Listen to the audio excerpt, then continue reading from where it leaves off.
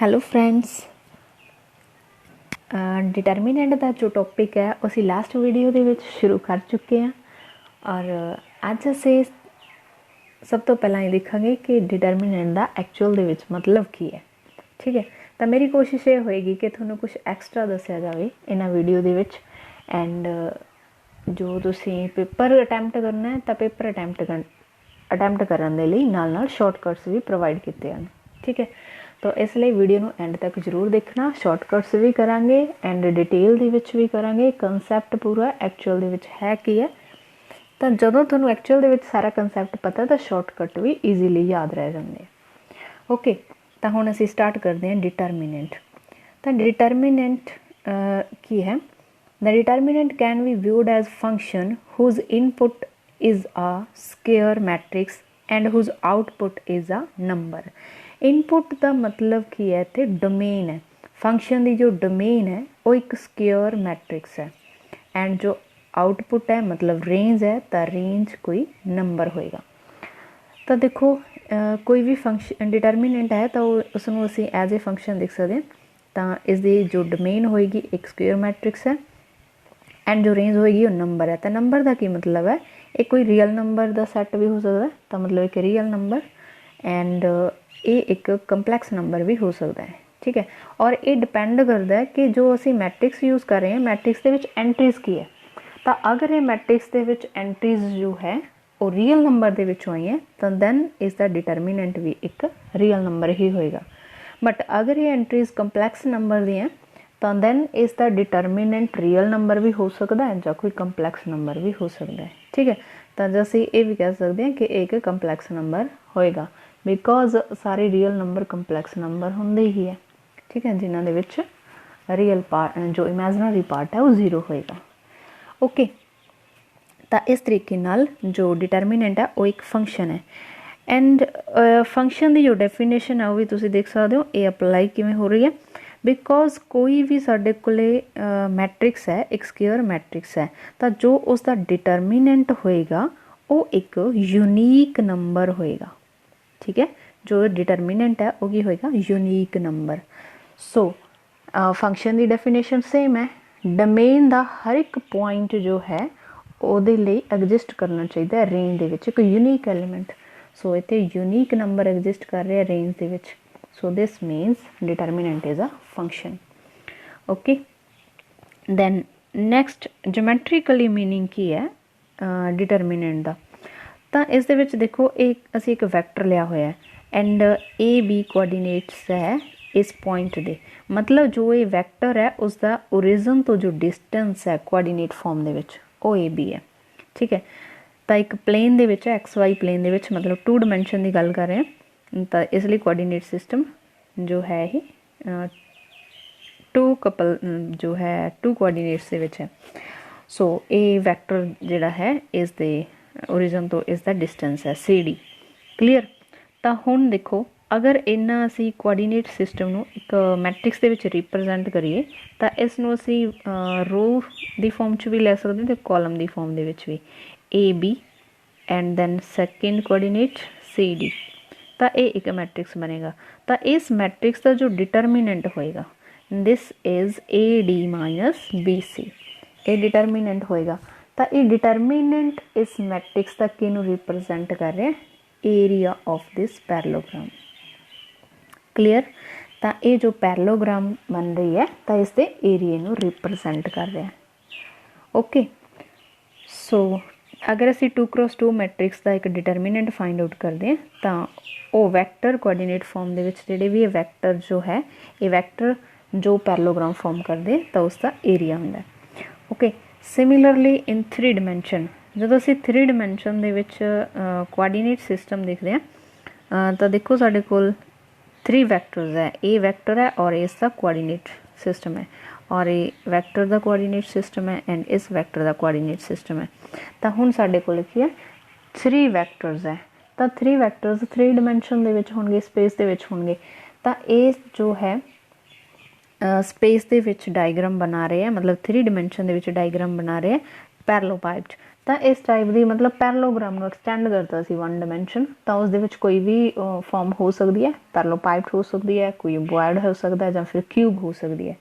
ਤਾਂ ਜਿਸ ਦੇ ਵੀ ਇਹ ਜੋ ਵੈਕਟਰਸ ਹੈ ਜੋ ਵੀ ਡਾਇਗਰਾਮ ਫਾਰਮ ਕਰਦੇ ਆ 3 ਡਾਇਮੈਂਸ਼ਨ ਦੇ ਵਿੱਚ, ਤਾਂ ਇਹ ਜੋ ਹੋਏਗਾ ਇਹਨਾਂ ਕੋਆਰਡੀਨੇਟ ਸਿਸਟਮ ਦਾ ਜੋ ਮੈਟ੍ਰਿਕਸ ਬਣੇਗਾ ਇਸ ਦਾ ਡਿਟਰਮੀਨੈਂਟ ਸੋਲਵ ਕਰਾਂਗੇ। ਤਾਂ ਇਸ ਡਿਟਰਮੀਨੈਂਟ ਤੋਂ ਸਾਨੂੰ ਵੈਲਿਊ ਜੋ ਮਿਲੇਗੀ ਉਹ ਕੀ ਹੋਏਗਾ, ਵੋਲਿਊਮ ਹੋਏਗਾ ਇਸ 3 ਡਾਇਮੈਂਸ਼ਨ ਫਿਗਰ ਦਾ।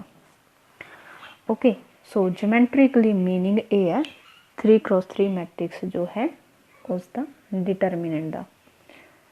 क्लियर। सो नैक्सट है एप्लीकेशन ऑफ अ डिटरमीनेंट। तो इसकी असी एप्लीकेशन इस तरीके नाल यूज़ करते हैं एरिया फाइंड आउट करने लई, किसी ट्रायंगल का एरिया फाइंड आउट करना है। तो उहदे लई देखो जो असी ट्रायंगल बना रहे हैं एक्चुअली ट्रायंगल असी 2 डायमैंशन दे विच बनाने हैं, ठीक है। तो जो ट्रायंगल बनती है तो उसके देखो कोआर्डीनेट्स जो है पॉइंट वो 3 पॉइंट्स होंगे हैं बिकॉज ट्रायंगल दे वर्टेक्स 3 है, सो दैट्स वाई। ओके, सो 3 नाल असी वैसे अरेंज नहीं कर सकते बिकॉज 2 टप्पल दे विच है ये, क्योंकि 2 डायमैंशन है और पॉइंट्स 3 है। सो 2x3 मतलब ये रेक्टेंगुलर जो है साडे कोल एक मैट्रिक्स बनेगा जिसका डिटरमिनेंट फाइंड आउट करना ईजी नहीं है। सो इसनूं असी लगा लेने हैं इस दे नाल हाइट ऐड करके 1 1 1, ठीक है। मतलब 3 डायमैंशन दे विच जो असी 3rd वैक्टर इहदे विच ऐड कर देने 1 1 1, तो इस दी हैल्प नाल असी एरिया फाइंड आउट करते हैं। तो ये एरिया जो होएगा एक पैरेललोग्राम का एरिया होएगा, ठीक है। तो ये जो डिटरमिनेंट है रिप्रजेंट करेगा एक पैरेललोग्राम का एरिया। तो देखो अगर साडे कोल कोई भी 2 वैक्टर्स है तो इन्हां वैक्टर्स नाल असी पैरेललोग्राम डिवेलप कर सकते हैं। तो ये प्रॉपर्टी है पैरेललोग्राम की कि कोई भी डायगोनल ड्रॉ करते हैं उसका, तो ये डायगोनल की होएगा इस पैरेललोग्राम नूं बाइसैक्ट करेगा 2 इक्वल पार्ट्स दे विच। तो दिस मीनस इस ट्रायंगल का एरिया इस ट्रायंगल का एरिया सेम होएगा। सो इस दी हैल्प नाल असी ये ट्रायंगल का एरिया फाइंड आउट करते हैं। सो असी इस लई हाफ कर देने हैं इस टोटल एरिया का, तो दैन साडे कोल की आ जाता है ये ट्रायंगल का एरिया आ जाता है, ठीक है। क्लीयर है। और हुण देखो जो असी 1 1 ऐड करते हैं तो 1 1 असी क्यों ऐड करते हैं, बिकॉज अगर सिंपल फॉर्म दे विच असी एरिया लईए तो एरिया का फॉर्मूला होंदा लेंथ इंटू ब्रैड्थ, ठीक है, इन 2 डायमैंशन। एंड अगर असी 3 डायमैंशन की गल करिए तो साडे कोल वॉल्यूम होंदा length into breadth into height. Okay, तो दिस मीनस दोनों नूं कंपैरिजन करो, अगर दोनों के कंपैरिजन च की आ रहा है एक्चुअली असी एच जो है एच की वैल्यू इत्थे की लै रहे हैं 1 लै रहे हैं, ठीक है। तो 3 डायमैंशन 2 डायमैंशन च कन्वर्ट करने लई तो सेम एज असी इत्थे जो है जो 3rd वैक्टर है वो की लैने असी 1 1 1। तो इसलिए अगर असी 2 डायमैंशन के एरिए नूं 3 डायमैंशन दे विच कन्वर्ट करके असी 3x3 मैट्रिक्स 3x3 डिटरमिनेंट दे नाल असी इसनूं सॉल्व करांगे तो एरिए दे विच कोई भी फर्क नहीं पऊगा, वो सेम रहूगा। ओके, दैन नैक्सट देखो असी इसनूं सॉल्व किवें करना है। एग्जाम्पल दे विच जो है सानूं 3 वर्टेक्स गिवन है एक किसी ट्रायंगल दे, तो उस दे विच असी वैल्यूज़ पुट कर देंगे। This is x1 y1 x2 y2 and x3 y3। तो इन्हां दी वैल्यूज़ असी पुट करांगे तो दैन सिंपली असी डिटरमिनेंट सॉल्व करांगे। Okay, so this is area of a triangle and this is area. तो इसलिए असी स्केयर यूनिट्स ऐड करांगे नाल, बिकॉज सानूं यूनिट्स कोई दित्तियां नहीं होंदियां कोआर्डीनेट सिस्टम दे विच, सो असी स्केयर यूनिट्स यूज़ करते हैं। दैन नैक्सट है इसकी एक एप्लीकेशन। इस दे विच की है कि अगर 3 पॉइंट्स कोलिनियर हो जाते हैं, तो अगर कोई 3 पॉइंट्स कोलिनियर है तो कोलिनियर किसी ट्रायंगल नूं तो नहीं बनाउणगे। सो दिस मीनस इन्हां तो एक स्ट्रेट लाइन बनेगी। तो अगर ये ट्रायंगल नहीं बन रही 3 पॉइंट्स तो स्ट्रेट लाइन बन रही है तो इसका एरिया की होएगा 0 होएगा, ठीक है। तो सेम जो है कंसैप्ट असी अप्लाई करांगे एरिया फाइंड आउट करने लई, बट एरिया की होएगा 0। सो जो एक कोआर्डीनेट सिस्टम है इसनूं असी मैट्रिक्स दे विच पुट करांगे, मतलब सेम एज जो एरिया ट्रायंगल दा है इसनूं असी 0 दे इक्वल रखांगे तो इसनूं सॉल्व कर सकते हैं। ओके, तो हुण देखो इस नाल दी एग्जाम्पल किस टाइप नाल आउंदी है ते किवें असी इसनूं सॉल्व करना। ਤਾਂ ਇਹ 3 ਪੁਆਇੰਟਸ ਹੈ ਜੋ ਕੋਲੀਨੀਅਰ ਹੈ, ਤਾਂ ਇਹਨਾਂ ਦੇ ਵਿੱਚ ਇੱਕ ਕੋਆਰਡੀਨੇਟਸ ਦੇ ਵਿੱਚ x ਗਿਵਨ ਹੈ, ਤਾਂ ਅਸੀਂ ਇਸ x ਦੀ ਵੈਲਿਊ ਫਾइंड आउट करनी है। ठीक है, ਤਾਂ ਸਿੰਪਲੀ ਕੋਆਰਡੀਨੇਟ ਸਿਸਟਮ ਦੇ ਵਿੱਚ ਇਸ ਵੈਲਿਊਜ਼ ਨੂੰ ਪੁੱਟ ਕਰੋ ਤਾਂ ਇਸ ਦਾ ਡਿਟਰਮੀਨੈਂਟ ਕੀ ਆਏਗਾ, 0 ਆਏਗਾ। ठीक है, बिकॉज ये पॉइंट्स कोलीनियर है, सो ट्रायंगल नहीं बनाओगे, एक स्ट्रेट लाइन बनाओगे, सो स्ट्रेट लाइन का एरिया की होएगा 0। तो दैन सिंपली डिटरमिनेंट में तुम सॉल्व करोगे एंड एक्स की वैल्यू आएगी 3। ओके, दैन नैक्सट है प्रॉपर्टीज ऑफ अ डिटरमिनेंट। तो डिटरमिनेंट की सब तो पहली प्रॉपर्टी है कि जो डिटरमिनेंट है किसी भी मैट्रिक्स का वो इक्वल होएगा किसी भी मैट्रिक्स का अगर असी ट्रांसपोज कर दिए दैन उसका डिटरमिनेंट करिए। ठीक है, तो मतलब ए का डिटरमिनेंट ए ट्रांसपोज के डिटरमिनेंट के इक्वल होएगा। क्लीयर, तो ये मैट्रिक्स दिता होया और ए इसका ट्रांसपोज किया होया, तो दोनों के डिटरमिनेंट सेम होंगे। ठीक है, सैकेंड प्रॉपर्टी है अगर असी किसी भी दो रो या दो कॉलम्स ਨੂੰ इंटरचेंज कर दिए तो उस दे नाल माइनस साइन की चेंज आ जाती है। ओके, इस एग्जाम्पल के जिवें असीं की कीता होया R1 एंड R2 ਨੂੰ इंटरचेंज किया होया, तो अगर R1 R2 ਨੂੰ असीं इंटरचेंज किया तो दैन जो इसका डिटरमिनेंट होएगा तो उस दे विच की आएगा एक नैगेटिव साइन मल्टीप्लाई हो जाएगा। सिमिलरली असीं किन्ने भी रो या कॉलम ਨੂੰ जिन्ने बार असीं इंटरचेंज करांगे उन्ने ही नैगेटिव साइन साडे कोल आ जाएंगे। ठीक है, सो इस नाल रिलेटेड असीं एग्जाम्पल करते हैं। तो सब तो पहला फस्ट जो है प्रॉपर्टी उस नाल रिलेटेड एग्जाम्पल है, ये डिटरमिनेंट सॉल्व किया ए का। ठीक है, so this is A D minus B C. Okay, then A transpose इसका पहला ट्रांसपोज लिया दैन डिटरमिनेंट फाइंड आउट किया, ये भी सेम बन रहा A D minus B C. ठीक है, बिल्कुल सेम एज। तो इतों सानू की क्लीयर हो रहा है कि जो ट्रांसपोज है वो ए का सॉरी डिटरमिनेंट ए दा एंड ए दे ट्रांसपोज दा सेम होएगा। ओके, दैन सैकेंड प्रॉपर्टी लिए एक भी जो मैट्रिक्स लिया होया तो इसका डिटरमिनेंट किया सी तो ये आ रहा 7। ओके, दैन इसका फर्स्ट रोज असी चेंज करते हैं, जो फर्स्ट रो है वो हुण सैकेंड ते है एंड जो हुण सैकेंड रो सी वो हुण फर्स्ट ते है, तो मतलब असी रो नू इंटरचेंज कर रहे हैं। ओके, तो रो नू इंटरचेंज करन तो बाद हुण देखो जो असी डिटरमिनेंट फाइंड आउट किया तो की आ रहा -7, तो असी ओनली वन टाइम इंटरचेंज किया रो नू, तो दिस मीनस एक साडे कोल जो है नैगेटिव साइन आएगा। क्लीयर, सो नैक्सट है प्रॉपर्टी थर्ड। इस थर्ड प्रॉपर्टी दे विच की है कि अगर असी किसी कॉन्सटेंट नंबर नाल मल्टीप्लाई करते हैं किसी डिटरमिनेंट नू, ठीक है, तो वो डिटरमिनेंट दे विच किसी सिंगल वन रो दे विच नाल मल्टीप्लाई होएगा या फिर वन कॉलम दे नाल। ओके, तो इत्थे दोनों दे विच डिफरेंस यही है कि जो असी मैट्रिक्स नू किसी नंबर नाल मल्टीप्लाई करते हैं तो उसदे सारे एलीमेंट्स नाल मल्टीप्लाई हुंदा है, या फिर असी कह सकते हैं उसदे सारे रो नाल या उसदे सारे कॉलम्स नाल मल्टीप्लाई हुंदा है। बट डिटरमिनेंट दे विच की हुंदा है जस्ट एक रो नाल या फिर एक कॉलम नाल।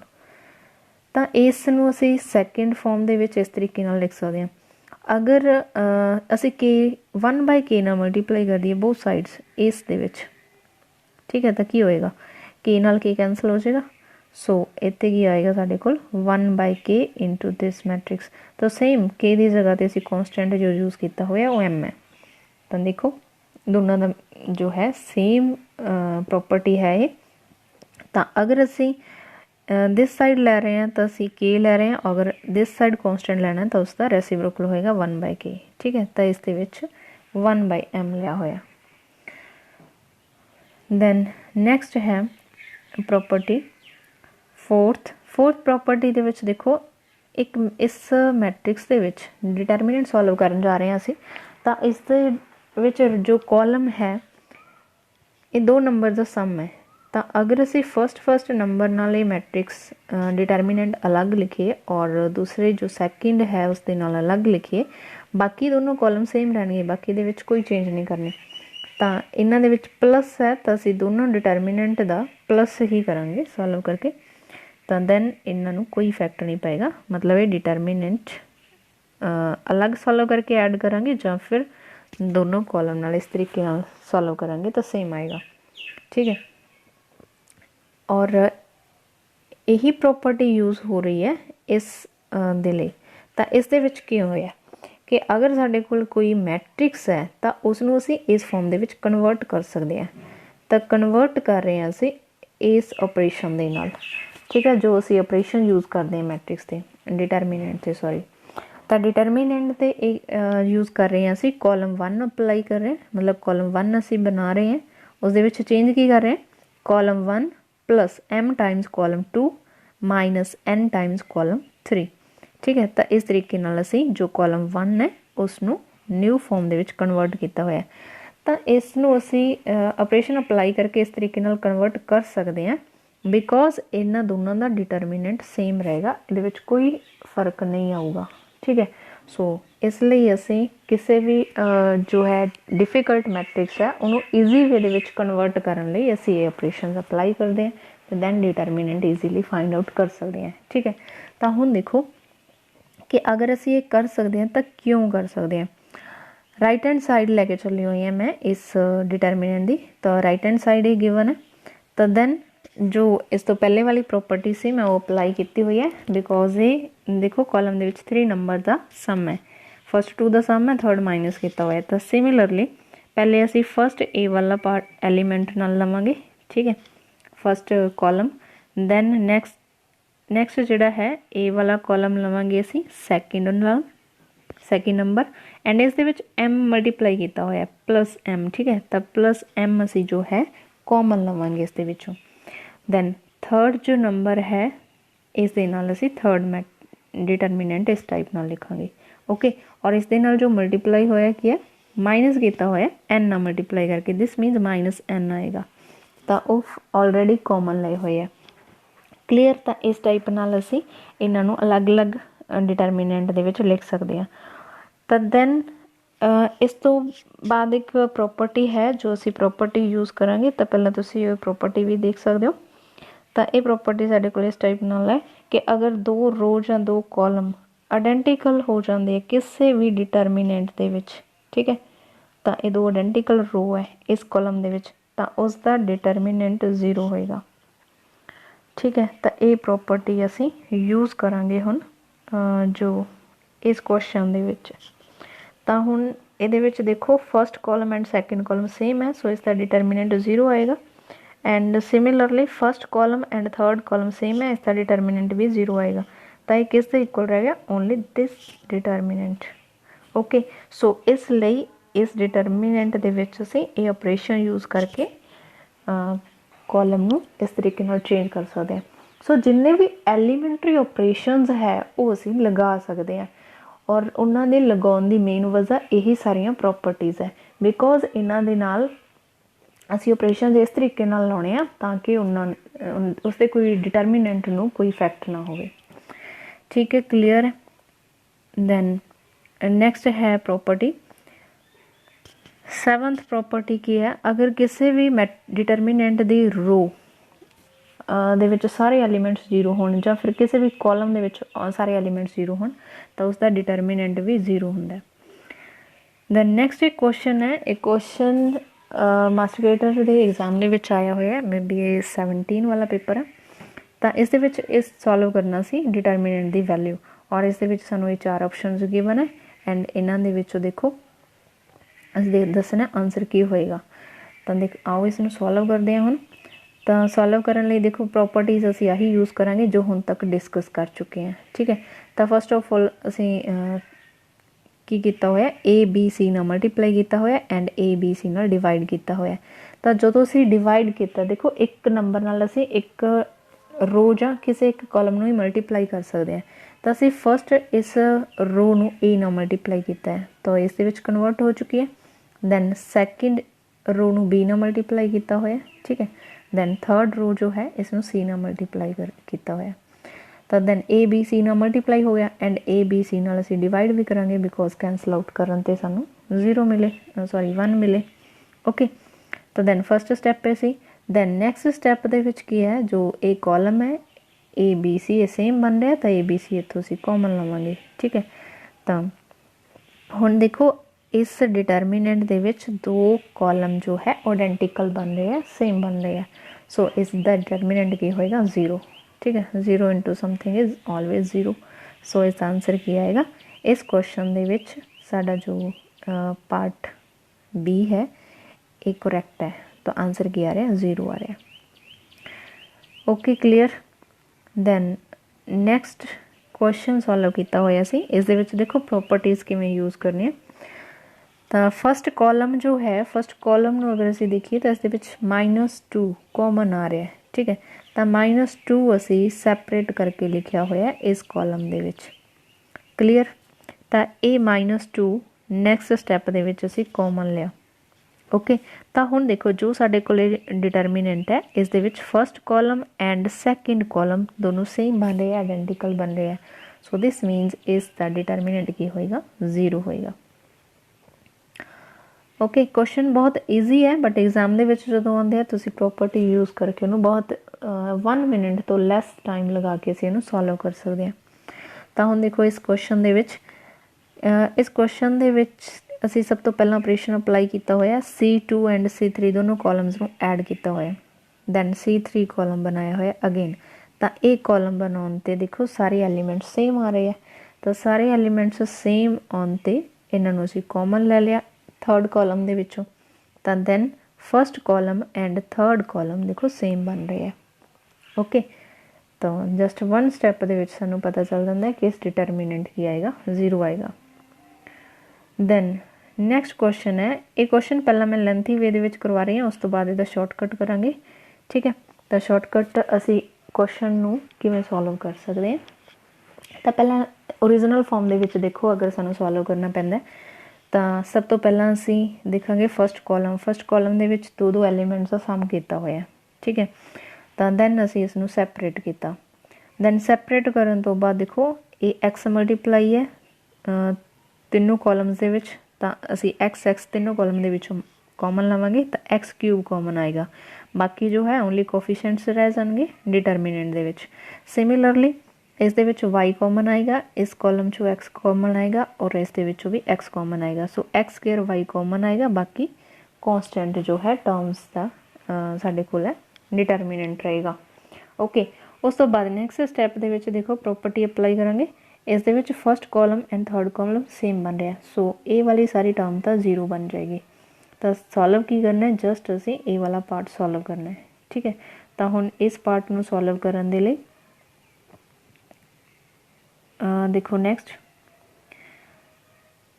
ऑपरेशन अप्लाई किया सब तो पहला देखो ये तुसी डिटरमिनेंट नूं डायरैक्टली भी सॉल्व कर सकते हो। अगर डायरैक्टली सॉल्व नहीं करना तो तुसी ऑपरेशन अप्लाई करके ईजी फॉर्म दे विच बना सकते हो। तो ईजी फॉर्म बनाने लई पहला की किया होया इसने C1 दे विचों C2 माइनस किया तो C1 कॉलम नूं 1 1 बना लिया। उस तो बाद नैक्सट ऑपरेशनस अप्लाई किए होया नैक्सट ऑपरेशनस अप्लाई करके R2 एंड R3 ये दोनों जीरोज़ बना लिया। ये साडा स्टैंडर्ड मैथड है जदों असीं किसी भी मैट्रिक्स नूं एक्लन फॉर्म दे विच कन्वर्ट करना हुंदा है। तो इस फॉर्म दे विच असीं सॉल्व करते हैं, ठीक है। सब तो पहला 1 1 बनाने दैन ये 2 जीरोज़ बनाने सैकेंड एंड थर्ड रो दे विच।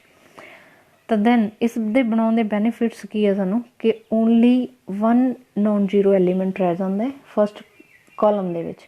तो इस फस्ट कॉलम के नाल बाद विच एक्सपैंड कर देने आ मैट्रिक्स नूं तो एक स्टैप दे विच ये डिटरमिनेंट सॉल्व हो जाता है। ओके। तो इस तरीके नाल असीं कंप्लीट क्वेश्चन सॉल्व करना है। तो हुण नैक्सट देखते हैं इस दे विच असीं शॉर्टकट। तो शॉर्टकट अगर क्वेश्चन दे विच सानूं पेपर दे विच क्वेश्चन आ जाता तो असीं किवें सॉल्व कर सकते हैं। तो इस दे विच सानूं गिवन है पहले ये डिटरमिनेंट। तो इस डिटरमिनेंट दे विच एक्स एंड वाई नूं खत्म करता मैं सब तो पहला, ठीक है। तो खत्म किवें कर रहे हैं एक्स नूं 1 पुट किया वाई नूं 0। तो देखो मैं इस चीज़ नूं पुट किया है ईजी बनाने दे लई। तो इसलिए मैं वाई नूं 0 ले लिया एक्स नूं 1 ले लिया। मतलब सब तो ईजी कैलकुलेशन 0 1 नाल बन रही है।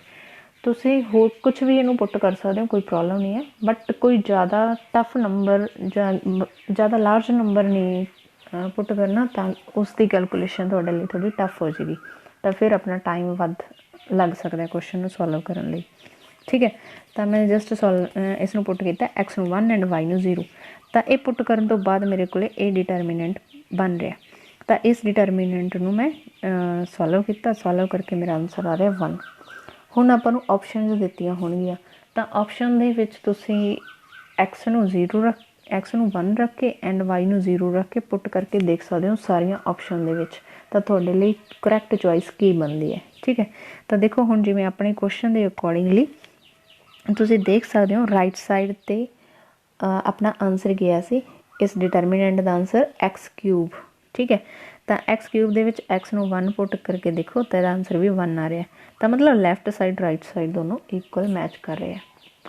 ओके, तो ये क्वेश्चन होर भी ईजी होएगा, ऑप्शन दे विच भी तुसीं एक्स वाई की वैल्यू इस टाइप नाल पुट करके सॉल्व करोगे तो क्लीयर। तो ये वाला जो शॉर्टकट है तेनों किवें लग्या मैनूं एक बारी कमेंट करके जरूर दस्सिओ। तो आप होर भी नाल जिन्ने भी हो सकते हो शॉर्टकट ट्राई करांगे, तो वीडियो नूं कंप्लीट देखना। हाँ जी, तो नैक्सट क्वेश्चन है इस दे विच ओमेगा यूज़ किया गया जो क्यूब रूट ऑफ यूनिटी है। तो क्यूब रूट ऑफ यूनिटी की प्रॉपर्टी तुहानूं क्लीयर है कि ओमेगा की जो 3 पावर है वो 1 होएगी। ठीक है, तो इस तरीके नाल सब तो पहला असीं ईजी वे दे विच इसनूं कन्वर्ट करांगे। जो डिटरमिनेंट है इस दे विच यूज़ की गई है पावर 5 एंड 4। तो 4 नूं असीं किवें स्प्लिट कर सकते हैं 3 + 1 दे विच, तो omega 3 into omega and 5 power नूं असीं स्प्लिट कर सकते हैं 3 + 2 दे विच। ठीक है, तो इस तरीके नाल स्प्लिट करन तो बाद जो ओमेगा 3 है ओमेगा 3 की वैल्यू 1 पुट कर देंगे तो साडे कोल की रह गया एक ईजी फॉर्म दे विच डिटरमिनेंट। ठीक है, तो इस दे विच क्लीयरली जो कॉलम 1 एंड कॉलम 2 है दोनों आइडेंटिकल बन रहे हैं, सो इसका आंसर गया है 0। ओके, देन नेक्स्ट है question if a determinant becomes 0 on putting x equals to alpha then x minus alpha is the factor of the determinant। अगर अपने को एक्स नूं कोई भी अल्फा मतलब कॉन्स्टेंट वैल्यू कुछ पुट करन ते 0 बनना है तो दिस मीनस एक्स माइनस अल्फा की होएगा फैक्टर होएगा उस डिटरमिनेंट का जो भी आंसर आएगा सॉल्व करके। तो ऑबवियस है कि जो असीं कोई एक्स यूज़ कर रहे हैं तो जो डिटरमिनेंट सॉल्व करांगे तो एक पॉलीनोमियल बनेगी। ठीक है, तो डिपेंड करता है एक्स असीं किन्ने एलीमेंट्स नाल यूज़ कर रहे हैं किस तरीके नाल कर रहे हैं, तो लीनियर फॉर्म भी बन सकती है क्वाड्रेटिक फॉर्म भी बन सकती है एंड बिकॉज ये 3x3 डिटरमिनेंट है तो ये एक 3 डिग्री पॉलीनोमियल भी बन सकती है। ठीक है, तो जो भी उस पॉलीनोमियल बनेगी तो उसका ये एक रूट बनेगा अल्फा। तो अगर वो पॉलीनोमियल का रूट है तो एक्स माइनस अल्फा की होएगा उस पॉलीनोमियल का एक फैक्टर होएगा। ठीक है, ऑबवियस है।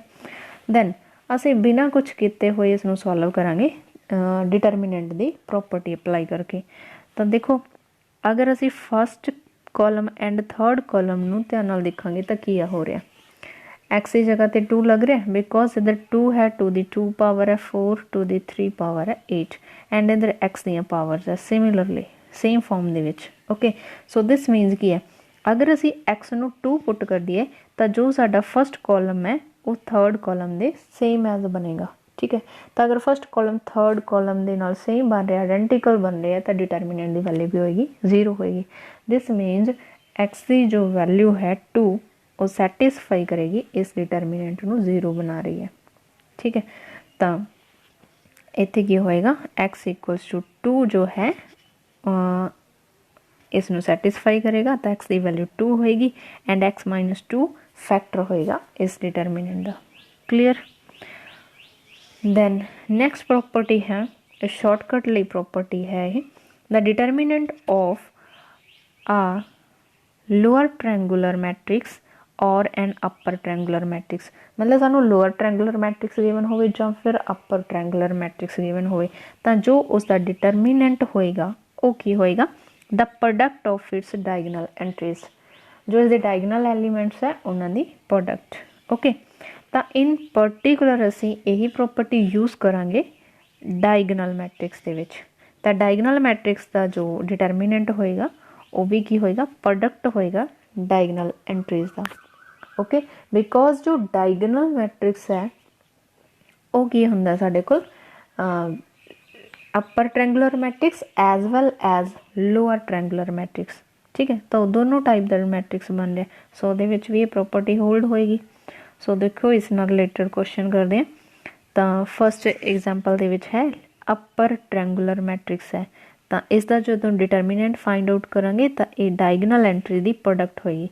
सो 1 × 3 × 3 दिस इज इक्वल्स टू 3। सो इसका डिटरमिनेंट होएगा 3। सिमिलरली सैकेंड जो है लोअर ट्रैंगुलर मैट्रिक्स है तो इसकी डायगनल एंट्रीज ये है तो इसका डिटरमिनेंट की होएगा, इन्हों की मल्टीप्लाई कर दो।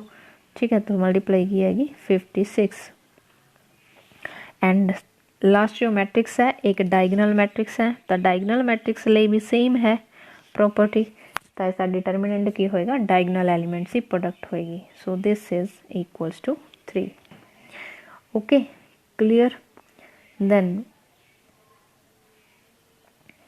नैक्सट एग्जाम्पल देख सकते हो डायगनल मैट्रिक्स लिए तो डायगनल मैट्रिक्स के विच की है कोई भी एलीमेंट्स हो सकते हैं जिवें ए बी सी है तो इसका डिटरमिनेंट की होएगा इन्हां दी multiplication product A B C. Okay then next साडे कोल जो क्वेश्चनस है अगर असी इसनों ईजी मैथड दे विच करना है तो ये क्वेश्चन बहुत टफ लैवल वाले चुके हुए हैं। मैं पहला नालों टफ लैवल है तो एक तो तुसी शॉर्टकट अप्लाई कर सकते हो। शॉर्टकट अप्लाई करने लिए सेम इत्थे तुसी एक्स की कोई भी वैल्यू जो है एक्स की कोई भी वैल्यू तुसी इत्थे पुट कर सकते हो। कोई भी एक्स नूं नंबर दे दो, ठीक है, तो एक्स की कोई वैल्यू पुट करके तुसी इहनूं सॉल्व करो। राइट साइड ते तुसी ऑप्शन दे विच राइट साइड ते तुसी चैक कर सकते हो एक्स किहड़ी वैल्यू लई सैटिस्फाई कर रहा है। ठीक है, तो इस तरीके नाल करैक्ट ऑप्शन अपने शॉर्टकट मैथड नाल फाइंड आउट कर सकते हो। बट अगर तुसी किसी लेंथी मैथड दे नाल ही तुसी इहनूं सॉल्व करना तो उहदे विच भी सब तो ईजी स्टैप जो इहदे बन रहे हैं वो डिस्कस करांगे। तो सब तो पहला देखो इस टाइप के क्वेश्चन पेपर दे विच आउण दे चांसेस है बिकॉज ये थोड़े पजलिंग वाले है, देखने विच लगता टाइम ज़्यादा लगेगा but actual they which simply solve हो जाती है। तो देखो इसनूं असी अगर कॉलम वाइज ऐड करांगे तीनों कॉलम्स नूं असी ऐड किया तो फस्ट कॉलम नूं चेंज किया होया तो इस दे विच देखो सेम नंबर आ रहा 5x + 4। ठीक है, तो इस तरीके का ऑपरेशन सब तो पहला अप्लाई करांगे। उस तो बाद अगर ये नंबर सेम है तो कॉमन आ जाएगा फस्ट कॉलम दे विचों तो इसनूं कॉमन लैके साडा फस्ट जो स्टैप है जो मेन टारगेट है वो की होएगा किसी भी रो या कॉलम नूं 1 1 बनाना। ठीक है, तो अगर कॉलम बन रहा है तो कोशिश करो सेम पैटर्न दे विच ईजी रहेगा क्वेश्चन। तो फस्ट कॉलम नूं 1 1 बना लिया। ओके, दैन उस तो बाद नैक्सट स्टैप की होएगा, नैक्सट स्टैप साडा होएगा 2 zeros बनाना। तो फस्ट 1 के नीचे ये 2 zeros बनानी है तो इस तरीके का ऑपरेशन अप्लाई करना है। तो हुण इस दे विच एक ऑपरेशन अप्लाई किया है मैनूं थोड़ा प्रॉब्लम है इस तो क्योंकि कई बार की हुंदा है असी जदों देखो रो 2 बना रहे हैं एंड रो 2 बनाने लई इधर असी रो 3 बनाने लई सैकेंड रो ही यूज़ कर रहे हैं तो इस दे विच कई बार मिसटेक हो जाती है, हर बार नहीं होंदी बट अगर तुहानूं ऑपरेशन की थोड़ी नॉलेज घट है तो तुसी इसनूं इस तरीके ना लियो तो तुसी फिर ये कर सकते हो 2 ऑपरेशनस अप्लाई करने हैं। R2 बनाने लई सिंपली R2 दे विचों R1 माइनस करो। ठीक है, ये स्टैंडर्ड ऑपरेशन एंड दूसरा R3 रो असीं बनावांगे तो उसदे विचों की करना R3 दे विचों भी R1 ही माइनस करांगे बिकॉज असी R1 यूज़ कर सकते हैं। R1 असी इसलिए यूज़ कर रहे हैं बिकॉज असी R1 दे विच कोई चेंज नहीं कर रहे। ठीक है, तो ये 2 स्टैंडर्ड जिहड़े है ऑपरेशनस है जो तुसी अप्लाई कर सकते हो इस स्टैप तो बाद, मतलब पहला कॉलम 1 1 बनाने तो बाद। ओके, तो इस तरीके नाल R2 एंड R3 दे विच जो ये फस्ट एंट्रीज है ये 0 0 बन जाएंगी। ओके, तो ये 0 0 बनाने तो बाद अपने कोल की हुंदा only 1 non zero entry in first column. Okay, तो इस कॉलम के नाल असीं की करना है एक्सपैंड कर देना इस डिटरमिनेंट नूं तो जस्ट 1 स्टैप दे विच साडे कोल आंसर आ जाएगा। क्लीयर है मैथड, तो ये मैथड बहुत ईजी है। तो देखो होर क्वेश्चन असीं एक इहदे नाल डिस्कस करांगे। तो एक क्वेश्चन भी देखो सेम पैटर्न दे विच आया होया, इसनूं असीं रो वाइज या कॉलम वाइज किवें भी ऐड कर सकते हैं तो आंसर साडा सेम आ रहा। तो इस दे विच भी असीं कॉलम ते अप्लाई किया ऑपरेशन तो फस्ट कॉलम दे विच असीं तीनों कॉलम्स नूं ऐड कर लिया तो देखो सारे सेम आ रहे हैं। तो उस तो बाद नैक्सट स्टैप साडा की होएगा इसनूं कॉमन लेना। ठीक है, तो इसनूं कॉमन लवांगे तो फस्ट दे विच की आ गया 1 1 1। उस तो बाद जो सैकेंड एंड थर्ड रो है इस दे विच इस फस्ट पोजीशन ते 0 0 बनाना। ठीक है। ਤਾਂ ਉਸ ਤੋਂ ਬਾਅਦ ਅਸੀਂ ਫਸਟ ਜੋ ਕਾਲਮ ਹੈ ਇਸ ਦੇ ਨਾਲ ਇਸ ਨੂੰ ਐਕਸਪੈਂਡ ਕਰਨਾ, ਤਾਂ ਇਹ ਸਟੈਪ ਫੋਲੋ ਕਰਨਾ ਤਾਂ ਤੁਹਾਡਾ ਕੁਐਸਚਨ ਬਹੁਤ ਈਜ਼ੀਲੀ ਸੋਲਵ ਹੋ ਜਾਏਗਾ। ਓਕੇ, ਅੱਜ ਦਾ ਲੈਕਚਰ ਤੁਹਾਨੂੰ ਕਿਵੇਂ ਲੱਗਿਆ ਅਤੇ ਇਹ ਮੈਨੂੰ ਇੱਕ ਵਾਰੀ ਕਮੈਂਟ ਕਰਕੇ ਜ਼ਰੂਰ ਦੱਸਿਓ। ਤਾਂ ਨੈਕਸਟ ਵੀਡੀਓ ਦੇ ਵਿੱਚ ਅਸੀਂ ਡਿਸਕਸ ਕਰਾਂਗੇ ਗ੍ਰਾਮਰ ਰੂਲ, ਜੋ ਇਸ +2 ਵਾਲਾ ਜੋ ਟੋਪਿਕ ਹੈ ਉਹ ਸਾਡਾ ਆਲਮੋਸਟ ਸਾਰਾ ਕਵਰ ਹੋ ਚੁੱਕਿਆ, ਉਹਦੇ ਵਿੱਚੋਂ ਜਸਟ ਗ੍ਰਾਮਰ ਰੂਲ ਹੀ ਪੈਂਡਿੰਗ ਹੈ। ਐਂਡ ਉਸ ਦੇ ਨਾਲ ਅਸੀਂ ਡਿਸਕਸ ਕਰਾਂਗੇ ਜੋ ਪਿਛਲੇ ਪੇਪਰ ਵਾਲੇ ਕੁਐਸਚਨ ਆਏ ਹੋਏ ਆ, ਤਾਂ ਉਹ ਕੁਐਸਚਨ ਮੈਂ ਕੋਸ਼ਿਸ਼ ਕੀਤੀ ਹੈ ਨਾਲ ਨਾਲ ਥੋੜ੍ਹਾ ਕਰਵਾਉਣ ਦੀ, ਅਤੇ ਉਸ ਤੋਂ ਇਲਾਵਾ ਜੋ ਕੁਐਸਚਨਸ ਹੈ ਤਾਂ ਉਹਨਾਂ ਨੂੰ ਅਸੀਂ ਜੋ ਹੁਣ ਤੱਕ ਕੀਤਾ ਹੋਇਆ ਉਹਨਾਂ ਪ੍ਰੋਪਰਟੀਜ਼ ਐਂਡ ਉਹਨਾਂ ਡੈਫੀਨੇਸ਼ਨਸ ਨੂੰ ਯੂਜ਼ ਕਰਕੇ ਕਿਵੇਂ ਸੋਲਵ ਕਰਨਾ, ਇਹ ਅਸੀਂ ਅਗਲੇ ਲੈਕਚਰ 'ਚ ਕਰਾਂਗੇ। Okay, thank you for watching.